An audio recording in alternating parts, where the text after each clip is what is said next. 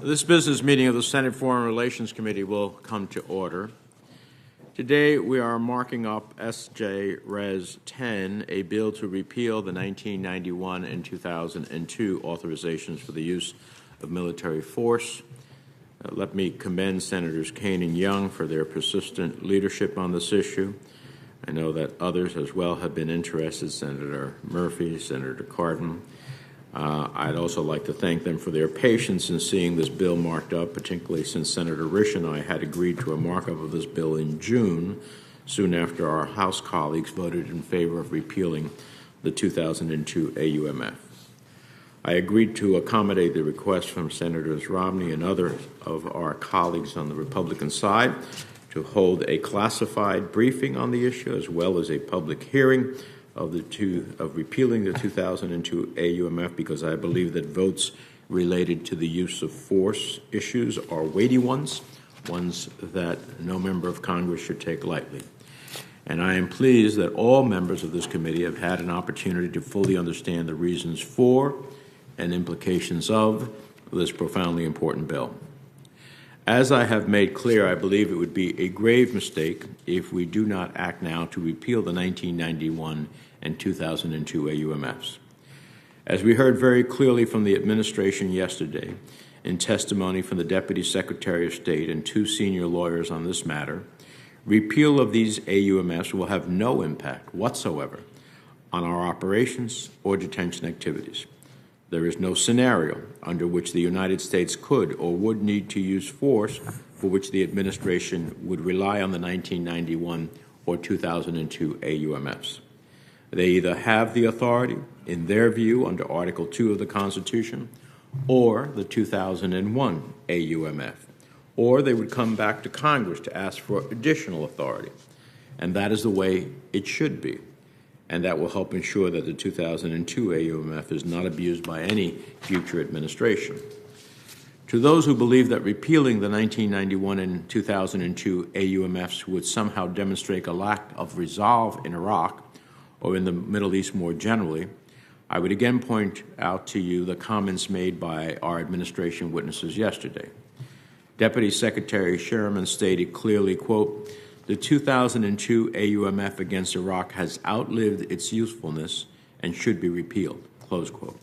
She also noted that as a result of the United States' strategic partnership with Iraq, quote, "the United States is poised to have a different relationship with Iraq and in the Middle East. And rather than speak to weakness, this speaks to strength." I also point out to those colleagues who are concerned about this our current reality, which is that any U.S. troops currently in Iraq are there at the invitation of the Iraqi government. And let us be very clear, repealed or not, the 2002 AUMF does not authorize any military activity against Iran.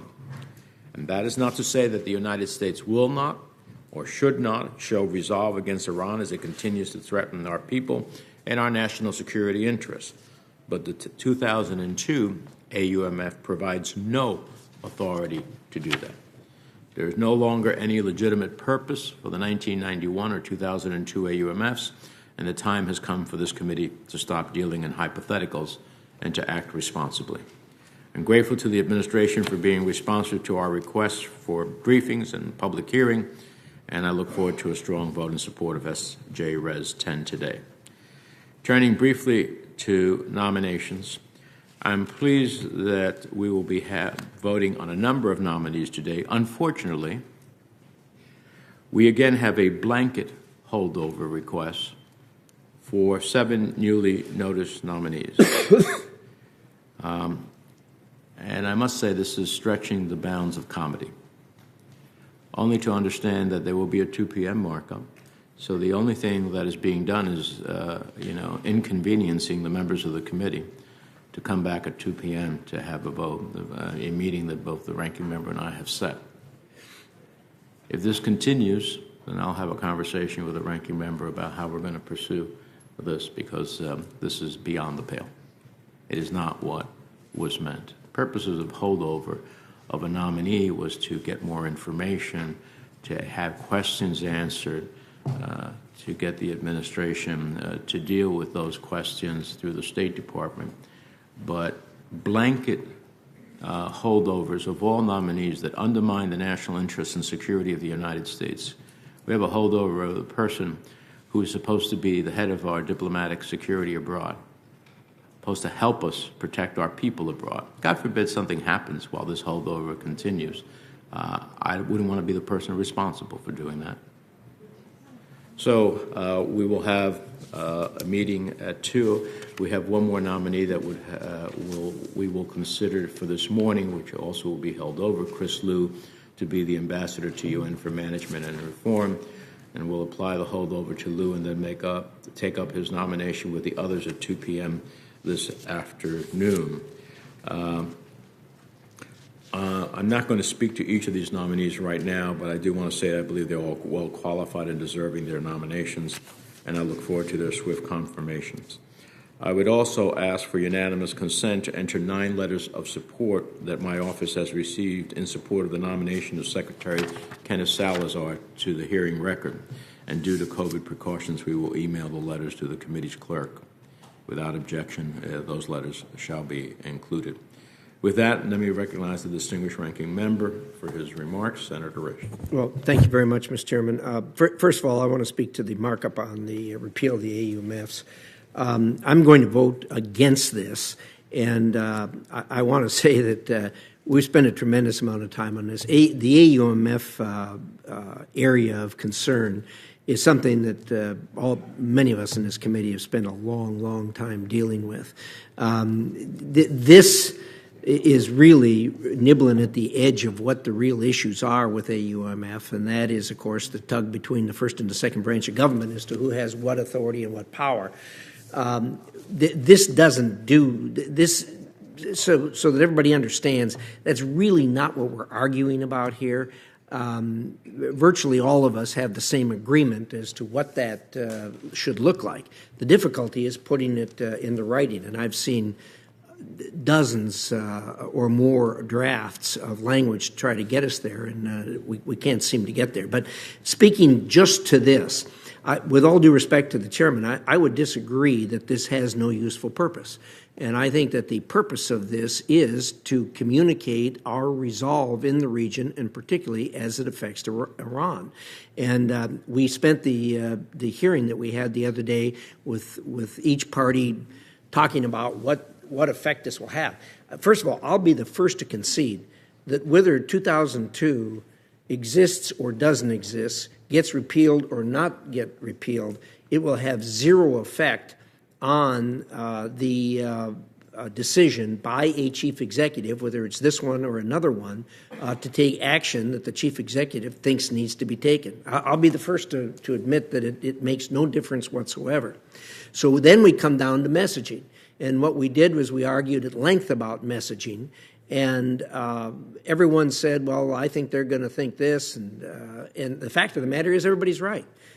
When it comes to the messaging, there are people that are going to look at this and say, aha, the U.S. is getting weak on the region. The U.S. is not committed, not keeping the same commitment it's had to the region. And there'll be others who will argue the other side. I frankly come down on this that there's just no reason to repeal it at this time that in any way endangers sending a message that we are committed to the region and committed to protecting our troops and American interests, and that we will do so. And I was delighted to hear the chairman say, and others say, who are going to vote the opposite on this, that they share the same view, that we are committed, regardless of how we vote on this. And I think that's a message I want loud and clear as long as we're messaging. I understand what the vote is here and where this thing's going to go, but I really believe that it would be a bad message to send as far as repealing this AUMF that gives even the slightest inclination to anyone that we're backing away from this. So for that reason, I'm going to vote no on that. I heard no reason whatsoever that we should repeal it, that it will make a difference we have laws and executive orders and everything else on the books that are hundreds of years old, that are totally stale, but that don't make a difference anymore. And I think that's where I come down on this. It can sit on the shelf just as well as not. Regarding the nominations, I want to say that I appreciate working with the chairman on that. I think we've worked together quite well on them. We have had an issue. And this doesn't affect your comments regarding the blanket hold, but as to what we're finding from the State Department is their answers are getting less and less responsive to the questions for the record, and that's the reason for the one hold that I asked to have this afternoon, and I appreciate the chairman understanding that. But I hope that this will message to the State Department that these aren't. They're getting handled more cavalierly than what they have in the past.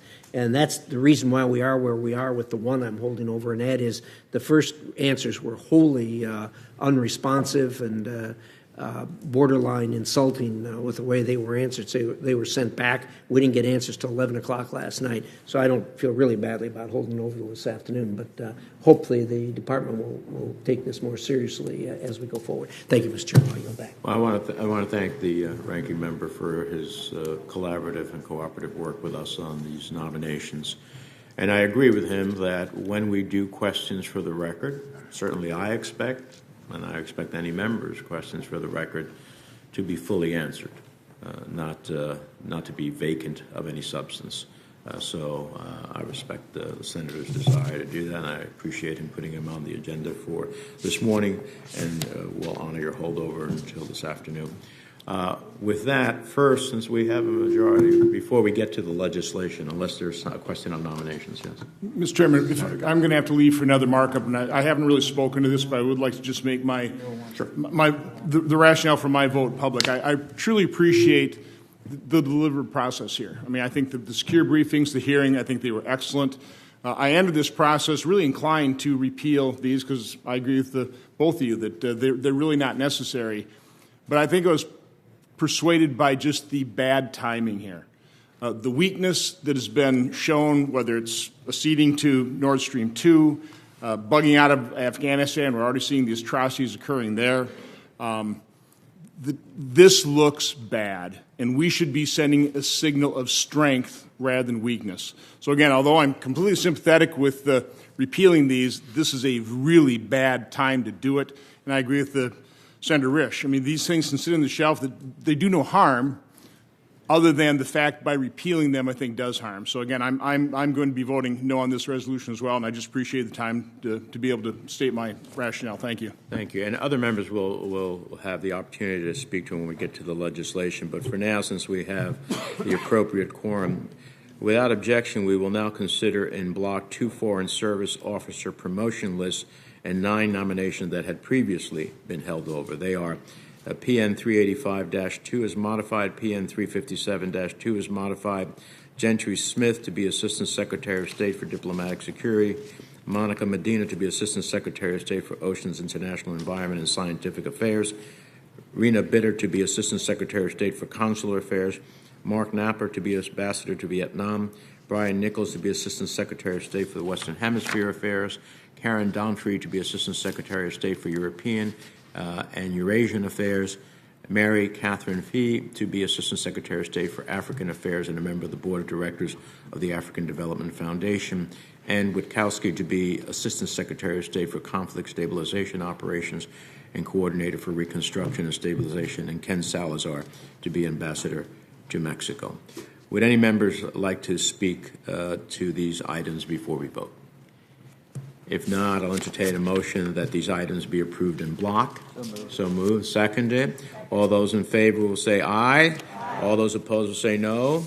The ayes have it, and the nominees are reported favorably to the Senate. Mr. Chairman? And yes. Mr. Chairman, I'd ask unanimous consent Senator Rubio be recorded as a no on the fee nomination, please. Senator Rubio will be recorded no on the fee nomination. Mr. Chairman, I'd ask that I be recorded no on the Monica Medina nomination and on the Mary Catherine Fee nomination. Senator Cruz will so be recorded on Mr. Medina and Fee. Mr. Chairman, I'd also like to be recorded a no on both of those same Senator numbers. Barrasso will be recorded a no as well on both of those, on Medina and Fee.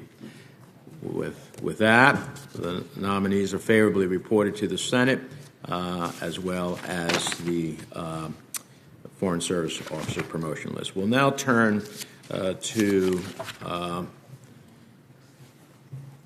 SJ Res 10.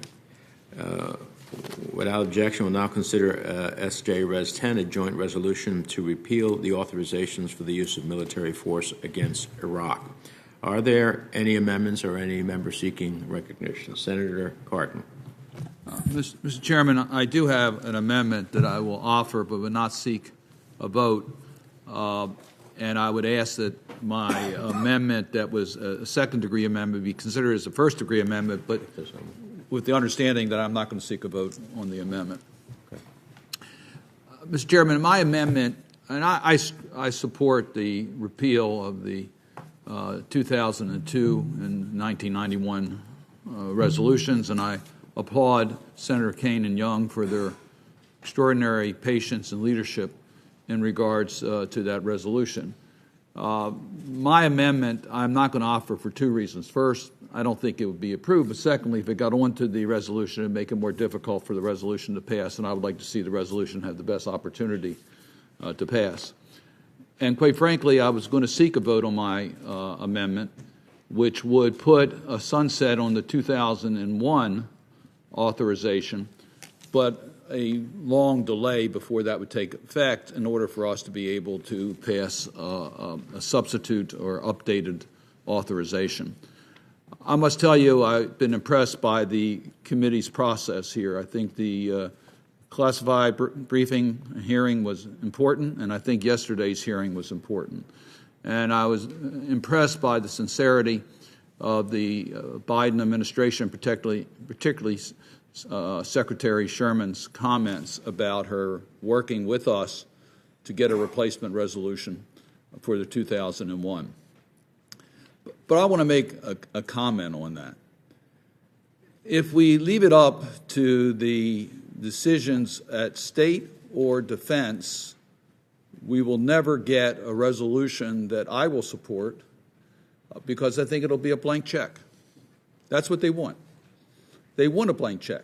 They would just as soon to see the legislative branch of government take a pass on the authorization for force or the oversight of that authorization. And that's normal. I understand that. I do believe the Biden administration is sincere in working with us on a realistic authorization, and I have confidence that President Biden understands what he needs in order to keep America safe in regards to our fight against the terrorist groups in the Middle East. So I'm prepared to work with the Biden administration, but I must tell you, I think that we're going to have an extremely difficult time with the lawyers at defense and state as we look to replace the 2001 authorization. So I'm willing to give some time to the Biden administration to work with us and to come up with a resolution that we can support. I mentioned at yesterday's hearing we need to deal with the geographical aspects and whether there's further requirements for consent by Congress before additional actions are taken. What is the mission that we are trying to seek? Is there going to be a sunset on the new authorization? Those are issues that I think we have to talk about and come to agreement. And I hope we can do that with the Biden administration and reach a consensus here in our committee and in the Senate and the House. But I think that without imposing a sunset on the 2001, us reaching that point will be even more difficult.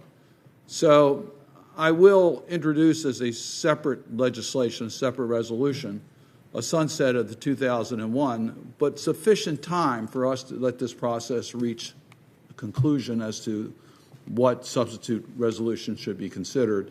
I think that puts the more direct interest by the Biden administration to come to an agreement with Congress on where we need to be. So for all those reasons, I will not press a vote today on that. I strongly support the resolution that's before us, but I do think if we're going to assert the role of Congress, if we listen to some of our discussions on the fear of repealing the 2002 resolution and the 91 resolution, we recognize that what we're doing is really saying that Congress will have no role in this, that we're going to let the executive branch make all the decisions here, and we're giving a blank check. That's not what was envisioned in our Constitution. That's not our responsibility. We need to take the responsibility for the introduction of troops on a more permanent basis. That's our responsibility to give that authorization. There's clearly adequate protection for the American people in regards to urgent use of military under Article 2. I think that's pretty clear. But I do believe we have to reassert our position, and it cries out for us to update the 2001. As the chairman has talked about the 2002 and the looking at the 91, it's clearly doesn't apply to today's circumstances. But I would point out the 2001 does not apply to the current situations. As Senator Paul pointed out in reading the 2001, read it. Read what it says. We're not using it today. The administration is using it today for force against entities that didn't exist in 2001, and we're not responsible for the attack of our country on September the 11th. And that's what it says specifically in the 2001 authorization. So we have a responsibility to update that, and I hope that we'll take advantage of that during this Congress. And I intend to offer legislation to give us that opportunity to have those discussions. And I really appreciate the chairman and ranking member making time available for us to deal with this most important issue. Well, let me thank the senator for his sentiments and also for withholding today. And we look forward to working with the senator, the author of the resolution, along with Senator Young. Senator Kane. Thank you, Mr. Chair. And I want to thank you and the ranking member for this process and for accommodating the desire of our colleagues for the closed and public hearing before this vote. I especially want to thank Senator Young for his steadfast work as the co-sponsor of this bill. Let me humbly suggest 10 reasons why this is a good idea. Number one, the two AUMFs supporting military action to counter the malignant activity of an Iraq governed by Saddam Hussein were rendered unnecessary more than a decade ago when he was toppled and executed and a new government of Iraq was constituted. Second, Iraq is now a partner of the United States, and both nations want that relationship to continue, as was evidenced by the recent positive meeting between President Biden and Prime Minister Khatami. In the aftermath of war, we didn't maintain war authorizations against Germany or Japan or Vietnam. Instead, we worked to try to make partners and allies of them. And we're having success on that with Iraq, and I think we should try to continue on that path. Number three, the 91 and 02 Iraq AUMFs are not used as the legal basis for any current U.S. military activity, nor are they needed to justify the detention of even a single detainee now in U.S. custody. Fourth, the repeal of the AUMFs will have no effect on the U.S. ability to keep Americans safe. Fifth, the powers conferred on the President by Article 2 of the Constitution enable the President to undertake military action against any entity who poses a direct and imminent threat to the U.S. or to our possessions, territories, or armed forces, including the militias in Iraq and Syria. In addition, the 01 AUMF expands upon that power to undertake military action against non-state terrorist organizations who have a connection to al-Qaeda or ISIS. Sixth, Congresses of both parties have abdicated our responsibility regarding the power to declare war and allowed presidents of both parties to act unilaterally. Congressional action to repeal these authorizations will represent a step toward Congress taking its most solemn responsibility seriously. Seven, some members of Congress were here in 2002 and voted against the Iraq War. Anyone who voted against the war should have no trouble repealing these outdated authorizations. Eighth, some members of Congress have stated that knowing what we know now, the Iraq War was a mistake. Anyone who believes the Iraq War was a mistake should have no trouble repealing these outdated authorizations. Ninth, allowing outdated authorizations to persist in perpetuity invites the prospect of serious abuses in the future. And 10th, the Commander-in-Chief, who spent 36 years dealing with war powers issues as a member of this committee, supports the repeal of these authorizations. I ask this committee to send a clear and bipartisan message that a Congress that initiated military action against Iraq can also recognize the end of hostilities against Iraq. I urge the support of this bipartisan resolution. Thank you, Senator. Senator Paul? It's much easier to start a war than to end a war. I've been trying for over 10 years to bring an official end to the Iraq War. In 2011, I forced a vote on this. In 2013, I reintroduced it. In 2016, I reintroduced it. And as recently as 2017, I lost every time. I'm hoping I'll be on the winning side this time. But I think it's a win for the American people, and I don't accept that it's meaningless. I don't think it changes what a president does in immediate, sort of short-lived military actions. I think presidents will do what they're going to do in those cases. But this authorization authorized 170,000 people to go to Iraq, a big, large land war. That's still on the books. If it authorized it once, it would authorize it again. So I think the vote today is not meaningless and symbolic. It is to say that we do not give any president, Republican or Democrat, permission for a large land-scale land war in Iraq. We're taking away that permission. If you want to go back, come before the people. It's a big, important vote. We all say it's the most important vote. Well, let's take it back and make it part of the Senate. So I applaud the efforts of all those involved with this, and I'm a wholehearted yes. Thank you. Thank you, Senator Paul. As someone who voted against the Iraq War in 2002, I totally agree with you. Senator Young. Well, thank you, Mr. Chairman, for how you've conducted these proceedings and this entire process. And I, of course, want to thank Senator Kaine for his longstanding leadership on this issue and other colleagues like Senator Paul, who've been strong voices for ensuring that in this, as it's been characterized, invitation to struggle, which is how some have characterized the constitutional allocation of war powers, Congress is struggling. We're asserting ourselves and our constitutional prerogatives. So hopefully this can be a successful reinitiation of that long history of Congress speaking with a loud voice on matters of war powers. All of America's 5 major declared wars ended by treaty, but not all of the more than 40 congressional authorizations for the use of military force have been repealed. The 91 and 02 AUMF against Iraq resolutions remain in force, even though their purpose has, by all accounts, been accomplished.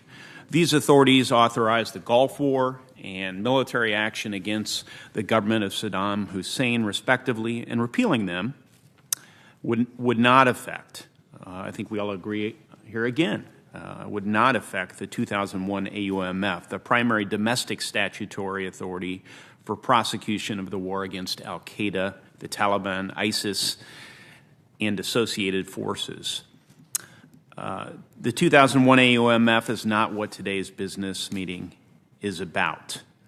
Acquiescence in the area of war powers relieves Congress of the responsibility to decide whether to authorize war or repeal outdated authorizations at a time when the American people, the military, our allies, and enemies need to hear from Congress on issues of war and peace.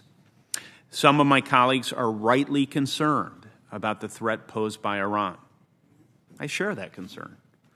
However, I believe that the threat from Iran is so significant and so different from the wars since 9/11 or Saddam Hussein's Iraq that we must pass a new AUMF should the situation require it.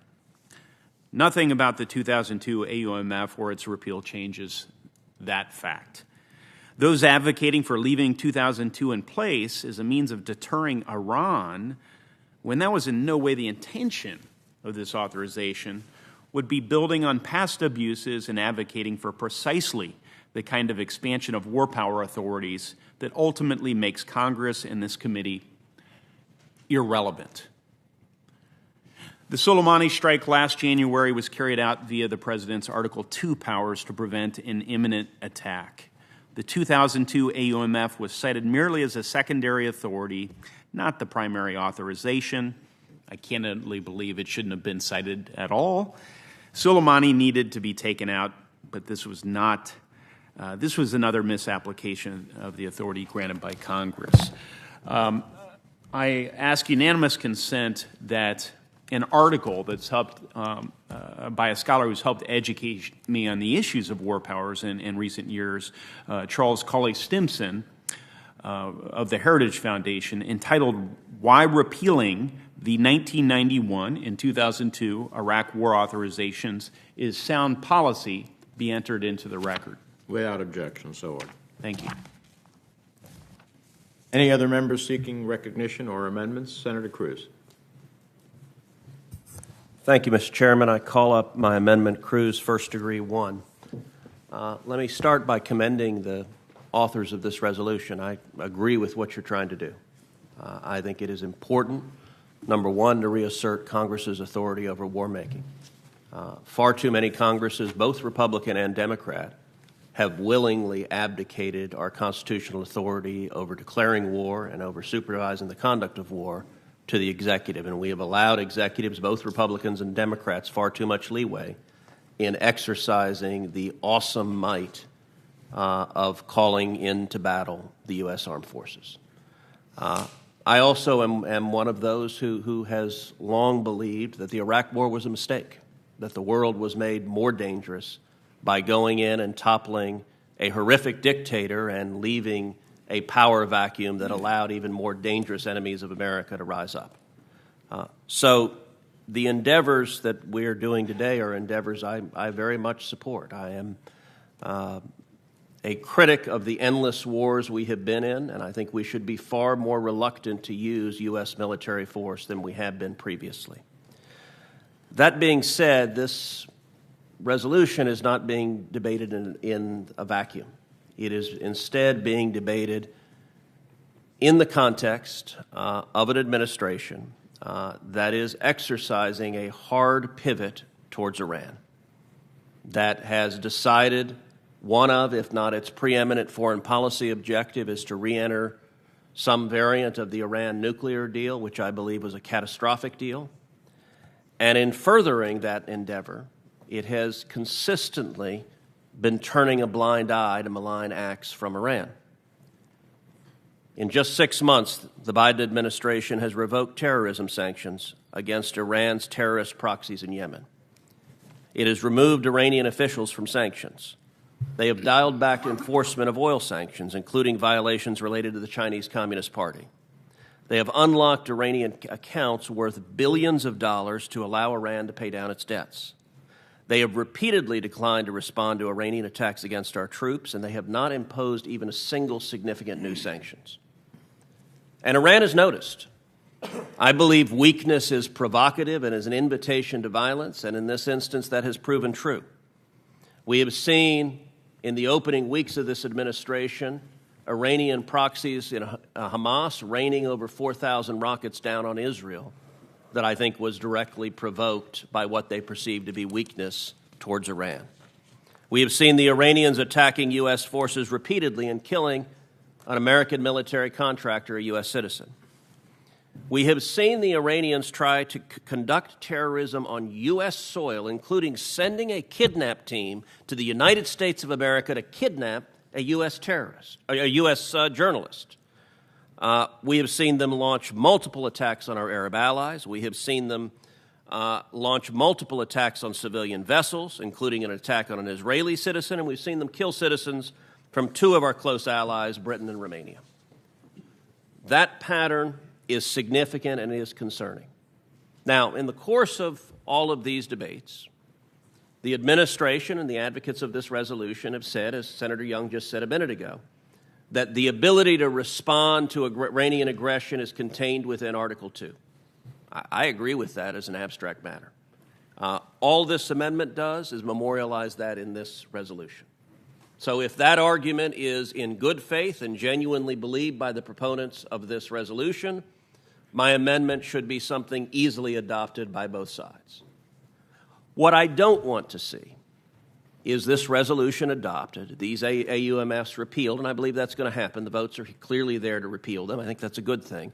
But what I don't want to see is 3 months, 6 months, 9 months from now, when the Iranians launch yet another attack on U.S. forces, when they murder soldiers or sailors or airmen or Marines, I don't want to see the argument put forth by the administration that our hands are tied now that the AUMF has been repealed. We need another AUMF so we can't act. What I don't want to see is if in some time in the future we discover Iran is on the verge of acquiring a nuclear weapon that could be used to take the lives of millions of Americans or millions of our close allies, I don't want to see the administration saying, well, Congress repealed these AUMFs, so we have no power to act to protect American lives.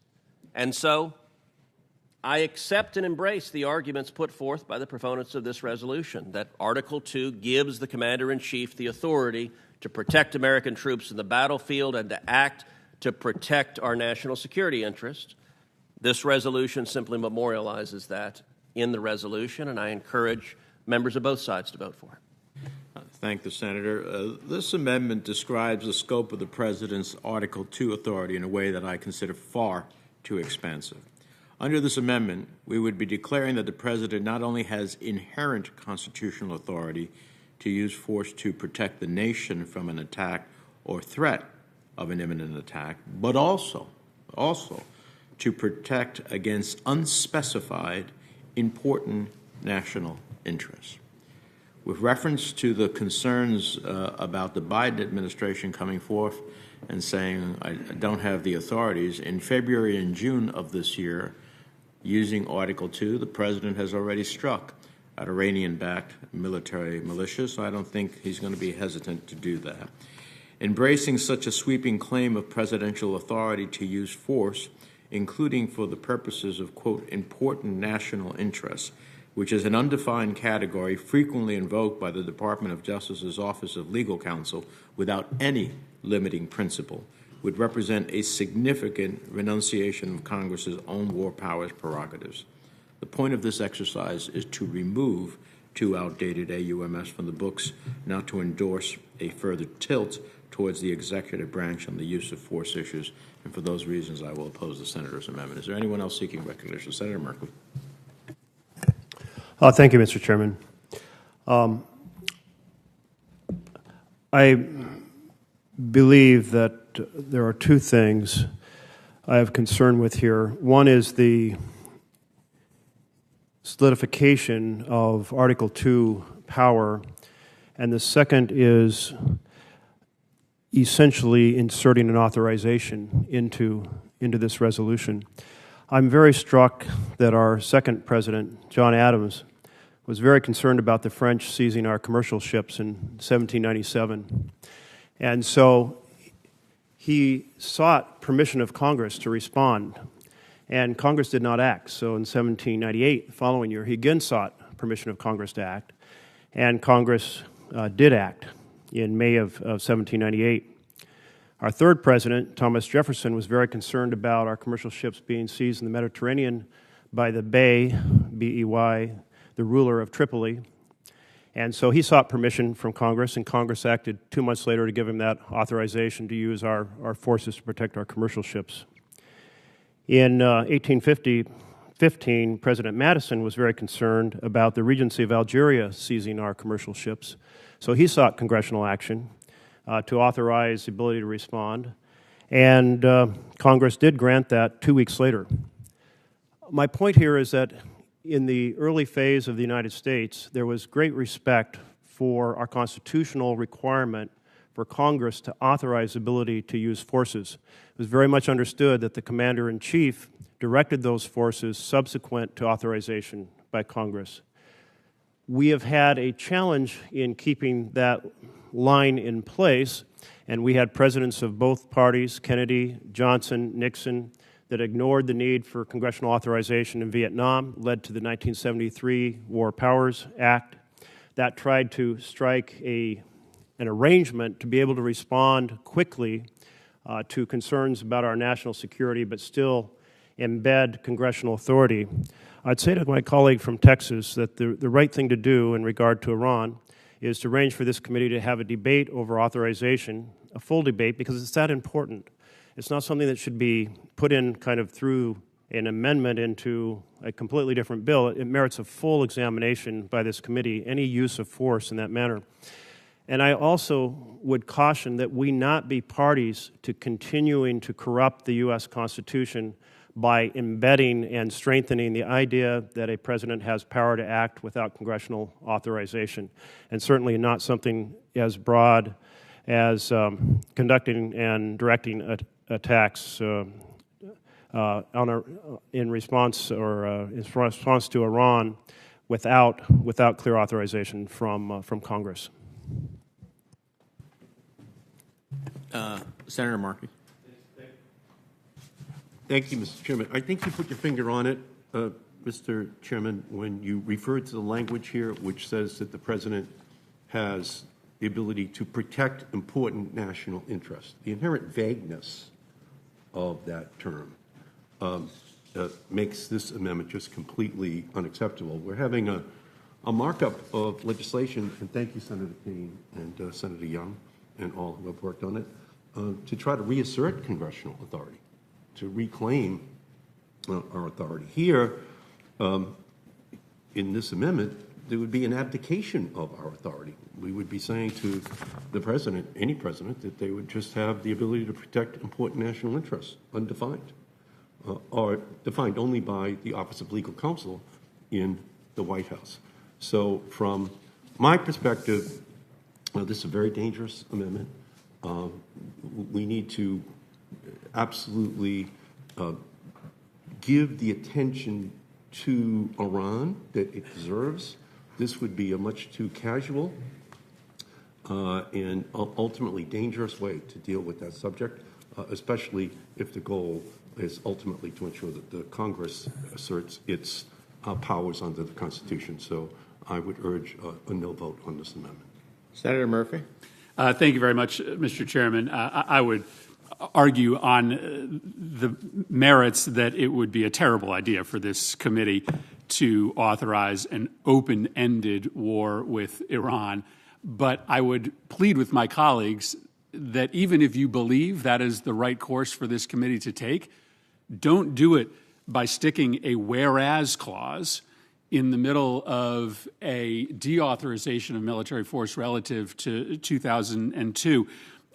This will sort of spin legal scholars in circles. I've read this 7 different times, and I'm not clear what it authorizes and what it doesn't. It certainly appears to be an open-ended, limitless authorization of war against Iran. But, man, if you're going to make this commitment as a body, we shouldn't be doing it in a whereas clause. It should be its own piece of legislation subject to significant hearing and discussion. So I'm ready for a conversation about how to better authorize the military actions that have taken place against Iranian-backed proxies in Iraq and other places. This is just a tremendously irresponsible way to do it.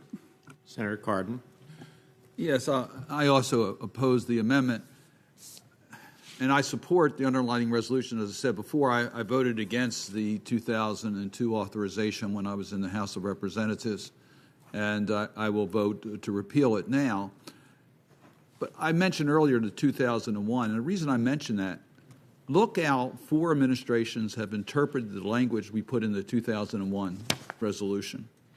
If we were to adopt the amendment, think about how this could be interpreted by administrations as basically a blank check to do whatever they want to without Congress's approval. We're taking Congress out of the equation.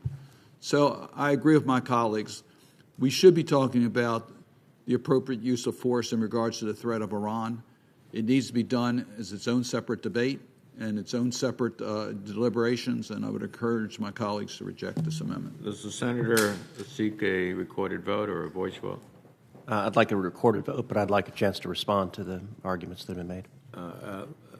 The senator will have that opportunity. First, let me recognize the ranking member, Senator. Well, thank you. I'm going to be very brief on this. I'm going to vote for this, and the reason I'm voting for this is because of messaging. As I said, all we're talking about here is messaging, in my judgment. I would be very reluctant to vote for this if it wasn't simply a whereas that was added. A whereas clause has no legal effect whatsoever. And so if indeed we were going to adopt this as substance, as suggested by my good friends from the other side, I think this would take a lot more deliberation on our part, getting the lawyers in here and picking it apart word by word. But where it is a message in a whereas clause to Iran, I think if Senator Cruz, you can sum up. Thank you, Mr. Chairman. You know, this is the second time in several weeks that members of this committee have presented two inherently contradictory arguments in response to amendments that were offered. A couple of weeks ago, I offered an amendment to our bill dealing with China forced labor, saying that the administration should not be able to import electric vehicles that were manufactured by Chinese slave labor in concentration camps. That was amended with Senator Hagerty's amendment to include solar panels. The arguments of members of this committee against that amendment were twofold. Number one, it was unnecessary, that the underlying bill prohibited it already. But number two, that if we added the amendment, it would be a poison pill and destroy the underlying legislation. Now, those two arguments can't both be correct. If it's unnecessary, it's not a poison pill. We're seeing the exact same argument style concerning this resolution. Multiple proponents of this resolution have said that nothing in the repeal of the AUMFs would constrain the ability of the Commander-in-Chief to defend our troops in the field, to act against Iran.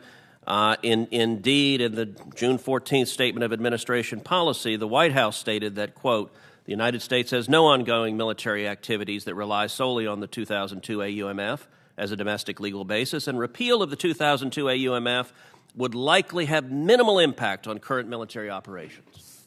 Likewise, numerous proponents of the repeal have said this would not have constrained the ability of the U.S. government to go after General Soleimani. Again, Senator Young made that argument a few minutes ago. Yesterday in this hearing room, the Biden administration made that argument that you didn't need the AUMF, that Article 2 gave the authority to go after General Soleimani. I will point out the language that numerous Democratic senators have taken issue with is quoted verbatim from the order authorizing going after General Soleimani. It is memorializing those sentiments. If those sentiments are in fact what this committee believes, voting for this amendment should be easy. But I suspect those sentiments are not what the Biden administration believes and not what numerous members of this committee believes. When the previous administration went after General Soleimani and took out the world's most dangerous terrorist, numerous Democratic senators criticized that decision vociferously. And so now we've already seen, just a few minutes ago, Senator Merkley argued, well, if we need to respond militarily to Iran, the administration should come to Congress and we should have a debate and consider whether to authorize it. Well, that argument is not consistent with the argument everyone else is saying that Article 2 gives them the power to do it already. And I'll tell you this, the Ayatollah is listening to this debate. Look, if this amendment is adopted, I will vote yes on the underlying resolution to repeal the AUMFs. I want to vote yes. If the amendment is not adopted, I'm going to be forced to vote no. Because the Ayatollah is listening to what's happening. We've been seeing him testing the Biden administration over and over and over again, escalating, raining rockets down on Israel, sending a kidnap team into the United States of America. That's a big damn deal. That is not the act of a friend. And when the Ayatollah hears Democratic senators say, even in the face of hostilities, the administration can't act unless they come back to Congress and we have an endless debate that never happens, I believe that will invite more aggression. I believe U.S. servicemen and women, their lives are jeopardized if the Ayatollah looks at this debate and concludes that the power of the American president is so limited that there will be no response to military aggression. I think we should be very reluctant to use military force, but that doesn't mean you ignore an attack on American citizens. That doesn't mean you fail to defend our servicemen and women, our soldiers, sailors, airmen, and Marines who are in harm's way. And when you telegraph that the commander-in-chief's hands are tied and he won't act even in the face of hostile aggression, you invite more hostile aggression and more American blood shed by the enemies of our nation. I know that none of us want to see that outcome. I would just comment, then we'll call for a vote. I know the senator thinks that he is in the mindset of the President of the United States. The President of the United States in February and June took action, which some members here have concerns about, but nonetheless took action under his Article 2 powers to attack Iranian-backed militias. I think he sent a very clear message to Iran. Don't mess with us. So I am not of the belief that the President of the United States, if he felt there was a threat by Iran that was imminent or, in fact, did something, that he would not necessarily wait for Congress. We may disagree. Some of us may disagree that he should come to Congress. But the suggestion that he is neutered by this debate or this amendment, I should say, or this resolution, is far from the President's actions to date. So on that, the Senator has asked for a recorded vote, and the clerk will call the roll. Mr. Carton? No. Mrs. Shaheen? No. Mr. Coons? No. Mr. Murphy? No. Mr. Kane? No. Mr. Markey? No? Mr. Merkley? No by proxy. No by proxy. Mr. Booker? No. Mr. Schatz? No. Mr. Van Hollen? No. Mr. Risch? Aye. Mr. Rubio? Aye by proxy. Aye by proxy. Mr. Johnson? Aye by proxy. Mr. Romney? Aye. Mr. Portman? Aye by proxy. Aye by proxy. Mr. Paul? No. Mr. Young? No. Mr. Barrasso? Aye by proxy. Aye by proxy. Mr. Cruz? Aye. Mr. Rounds? Aye. Mr. Haggerty? Aye. Mr. Chairman? No. The clerk will report. Mr. Chairman, the yeas are 9, the nays are 13. And the amendment is not agreed to. Is there any other member seeking? Mr. Chairman, may I seek recognition? Senator Haggard. Thank you, Mr. Chairman. I ask to call up Haggerty first-degree amendments 1, 2, and 3, and I also request unanimous consent for single en bloc consideration of these Haggerty first-degree amendments as modified by their respective Haggerty second-degree amendments. Without objection. Thank you. Mr. Chairman, my proposed amendment would do 3 important things. First, it would repeal the 1991 and 2002 Saddam-era authorizations for the use of military force in Iraq. Second, it would provide modern and tailored authority for the President to protect our national security interests from continuing threats that are posed by terrorists and state sponsors of terrorism that operate in Iraq. And third, it will provide modern and tailored authority for the President to prevent and respond to attacks against Americans by terrorists and state sponsors of terrorism who are operating in Iraq. I'm offering this amendment at a time when the Biden administration is continuing to negotiate with Iran over how to revive the Iran nuclear deal, indeed, a deal that I believe to be fundamentally flawed. But even more broadly, the United States and our allies in the Middle East remain in a much longer struggle with Iran's terror-sponsoring regime. On that score, Iran is escalating its posture against us. It's repeatedly using terrorists, militants, rockets, and drones to attack Americans and our allies, and they've done so numerous times since January of 2021. As a lifelong businessman and a former diplomat, I'm loath to ever unilaterally take our own leverage off the table. It's bad negotiating strategy. I'm no fan of unilateral disarmament, particularly in light of an escalation like this. It's simple. If you take a card off the table, you better get something for it, or you should put another card back down on the table. President Trump cited the 2002 AUMF as one of 2 authorities used to justify his decision to eliminate General Soleimani, the Iran regime's terrorist-in-chief, who was responsible for the deaths of hundreds of American troops in the Middle East. If we're going to repeal that AUMF, we should replace it with something to keep protecting Americans, especially as Iran-backed terrorists keep escalating attacks on Americans in the Middle East. I believe that the United States can strengthen its position if Congress gets up off the sidelines and provides the President with clear and defined authorities to protect Americans here.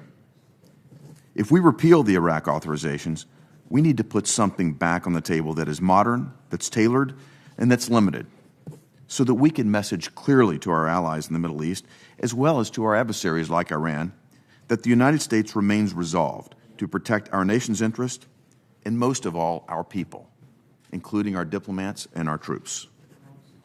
I believe that the legislative language that I proposed here can help us do just that, and I urge my colleagues to support it. Thank you. I thank the Senator. I appreciate and share the Senator's concerns about protecting U.S. personnel and facilities from terrorist attacks.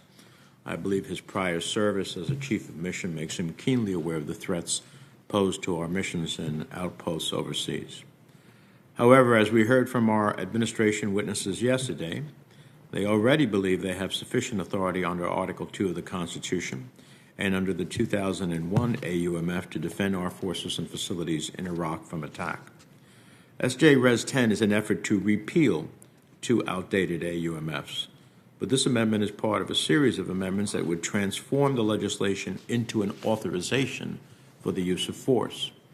If passed, this amendment would constitute a significant delegation of war-making authority to the President against unspecified entities, implicitly including Iran, without limitations.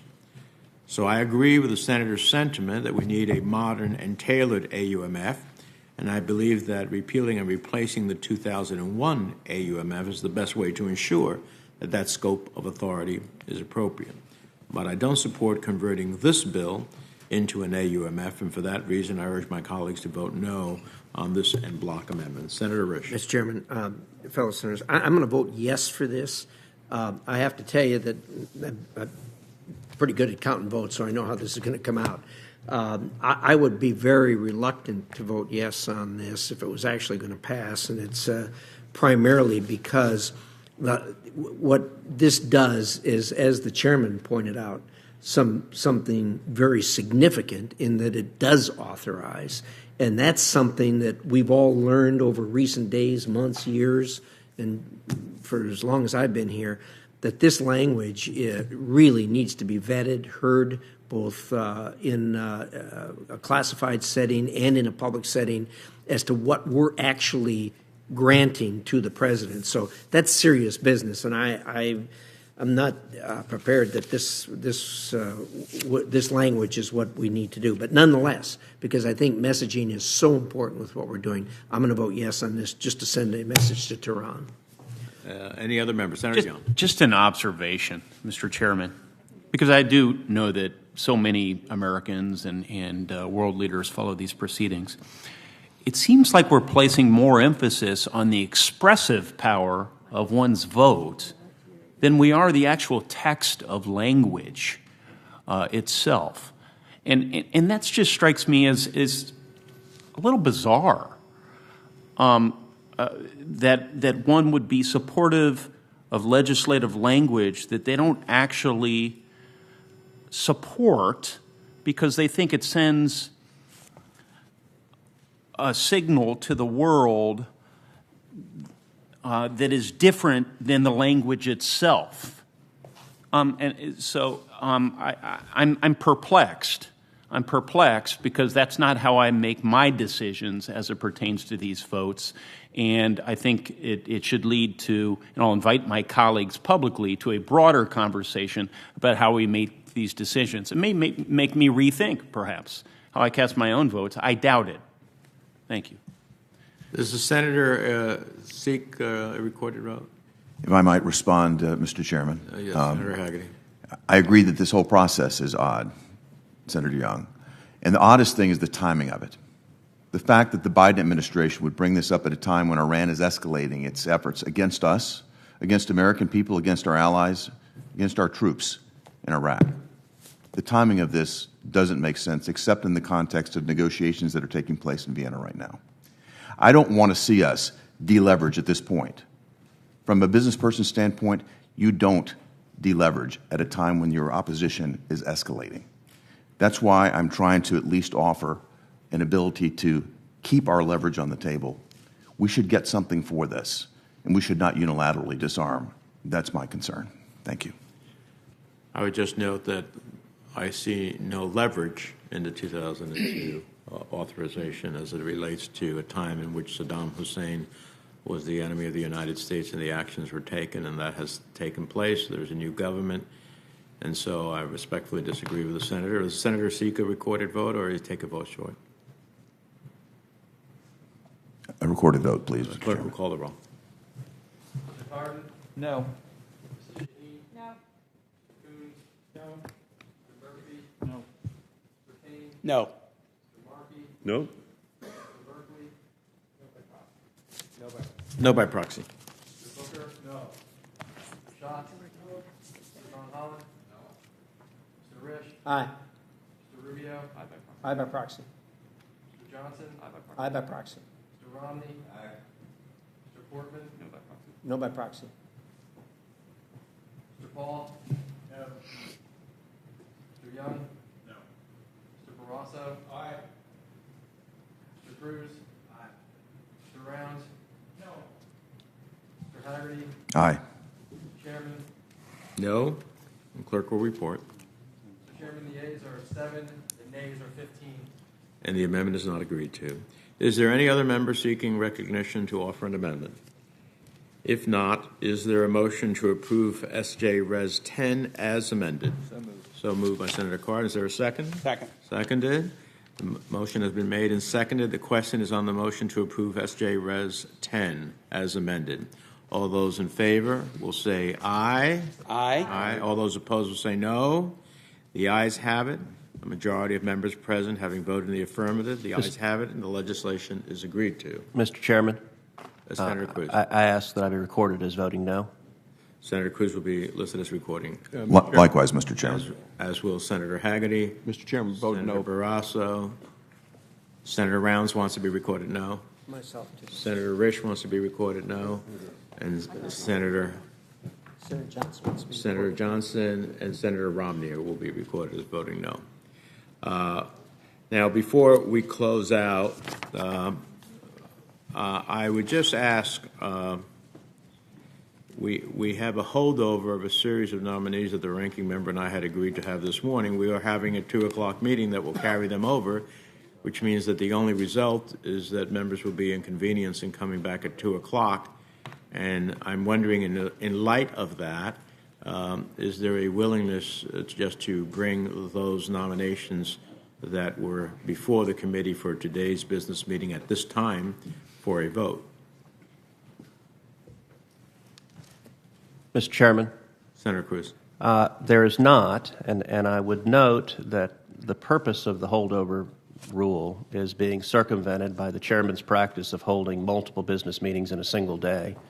And that practice is undermining the prerogatives of every member of this committee. So if the chairman wants to call another meeting later today to undermine the prerogatives of members of this committee, the chairman has the authority to do so, but I'm certainly not going to facilitate that change in how this committee operates.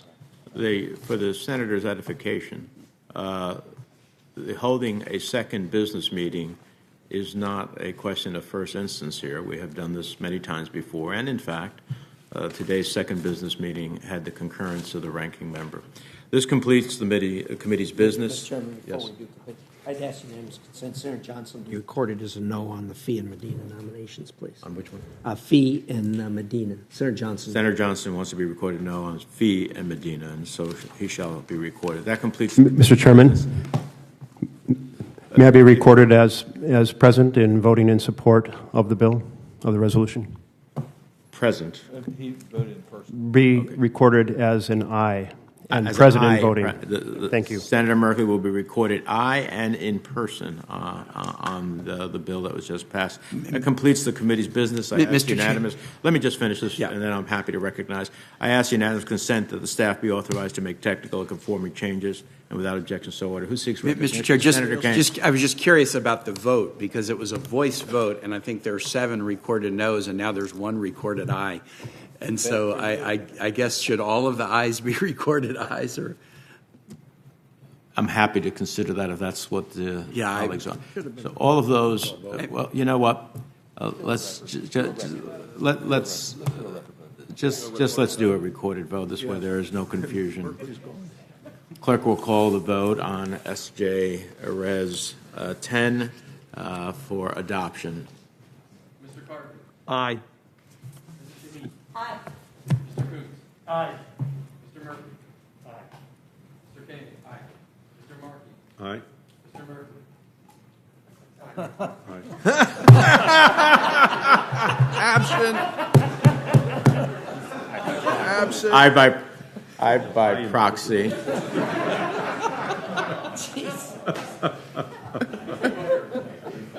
Oh, the just desserts. Senator Booker? Mr. Schatz. Mr. Van Hollen. Aye. Mr. Risch. No. Mr. Rubio. No by proxy. Mr. Johnson. No by proxy. Mr. Romney. No. Mr. Portman. Aye by proxy. Mr. Paul. Aye. Mr. Young. Aye. Mr. Barraza. No. Mr. Cruz. No. Mr. Rouse. No. Mr. Hagerty. No. Mr. Chairman. Aye. The clerk will report.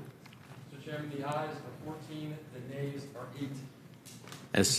S.J. Res is affirmatively passed and sent to the Senate for its full consideration. Senator Schatz. Mr. Chairman, I ask unanimous consent that Senator Merkley be recorded as an aye in person. Is there objection? Without objection, so ordered. And Senator Merkley owes you one. With that, the business meeting is adjourned.